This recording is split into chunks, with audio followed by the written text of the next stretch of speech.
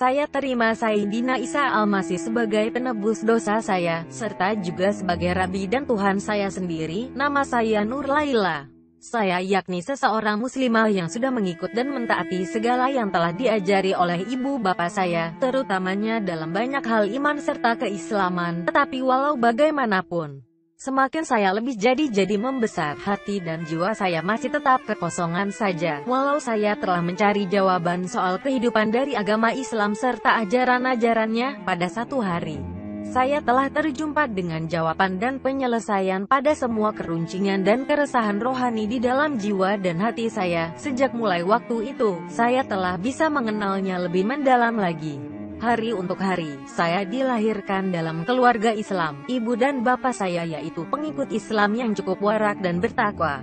Datuk saya telah mengajar saya mengaji Al-Quran sejak mulai saya berusia 4 tahun sampai saya mencapai 7 tahun. Sebagai seorang muslimah yang bertakwa, saya menunaikan ibadat sholat saya 5 kali sehari, dan tekuni pengajian Islam dari jam 6 petang sampai 9 malam sehari-hari Sabtu ke Kamis. Setelah selesainya pelajari di sekolah menengah, pendidikan saya dilanjutkan lagi di Institut Pengajian Tinggi, di mana saya sudah belajar pendidikan umum serta pendidikan Islam. Saya sudah jalani sekian banyak mengenai agama Islam, serta tahu ilmu dengan cukup mantap. Walau juga demikian, Islam tak dapat menenteramkan jiwa saya, atau membuahkan kehidupan yang berarti maupun jadi tips hidup buat saya melalui cara serius.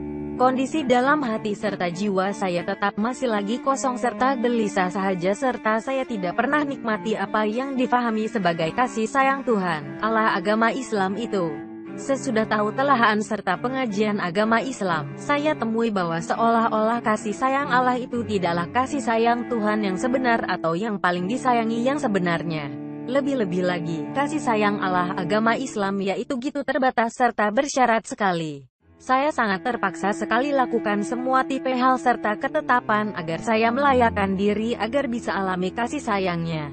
Saya tak menyebabkan soalan-soalan seperti ini pada orang tua saya karena mereka menganggapi pertanyaan seperti itu yaitu dosa besar. Di suatu hari, setelah saya melakukan ibadah sholat saya pada Allah, saya udah menangis serta rasa haru menyelubungi saya oleh karena saya tidak bisa tahu atau merasa apakah itu kasih dan sayang Allah SWT itu. Selang beberapa saat, saya sudah buka radio saya serta kebetulan sekali pas waktu itu yakni siaran stasiun radio Kristen. Seseorang wanita Kristen tengah membaca daripada kitab suci Injil, Matius pasal 11 ayat 28.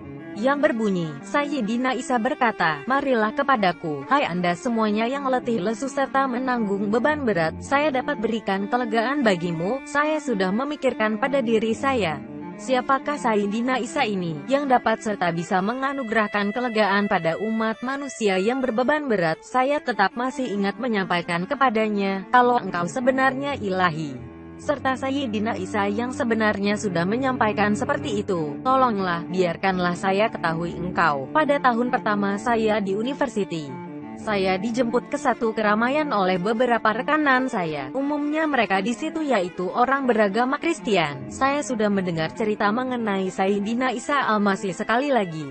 Satu ungkapan yang cukup unik sudah menarik perhatian saya, yaitu, Sayyidina Isa mengasihi Anda. Saya teringat saat-saat itu, di mana pencarian saya untuk kebenaran kasih sayang Allah SWT yakni hampa sahaja. Jadi saat itu, saya teringin untuk kenali siapakah Sayyidina Isa itu sesungguhnya, karena jika dia sesungguhnya mengasihi saya bakal jadi pengikutnya yang setia. Oleh maka itu, saya sudah berkata pada Sayyidina Isa, Sayyidina Isa Al-Masih, jika sesungguhnya engkau ilahi, serta mengasihi saya, izinkanlah saya ketahui engkau. 2 malam lalu, sembari tidur saya telah punyai mimpi. Mimpi saya itu tampakkan satu cahaya yang demikian indah di depan pintu rumah saya. Saya inginkan menjamah cahaya itu, tapi kaki saya tersangkut pada lantai juga. Pada saat yang sama, terdengar suara ibu saya, "Jangan mendekati cahaya itu." Saya telah terbangun dengan mendadak dalam keadaan berpeluh.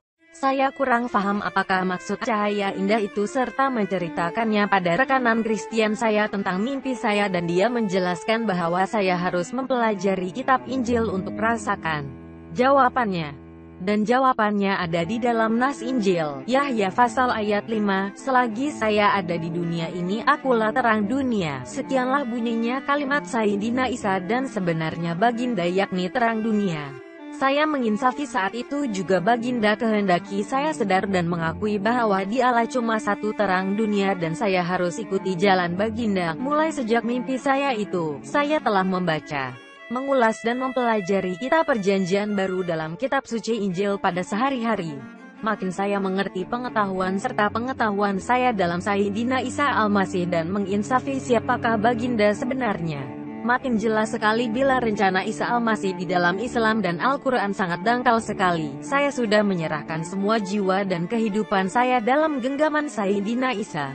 Saya juga telah khawatir bakal perhubungan saya dengan keluarga saya karena mereka yaitu Muslim, dan saya sebagai seorang pengikut Sayyidina Rabbani Isa Al-Masih mungkin saja mereka akan menganiayai saya. Walaupun gitu, Tuhan Allah telah berikan hikmatnya pada saya untuk bertahan dalam semua nyata perintangan serta cabaran. Seandainya iman saya tak tabah, keluarga saya akan tak dapat tahu Tuhan dan Allah yang sebenar. Lantas, Tuhan menganugerahkan saya mimpi-mimpi yang telah jadi real, meskipun juga bes ibunda saya bes Melayu.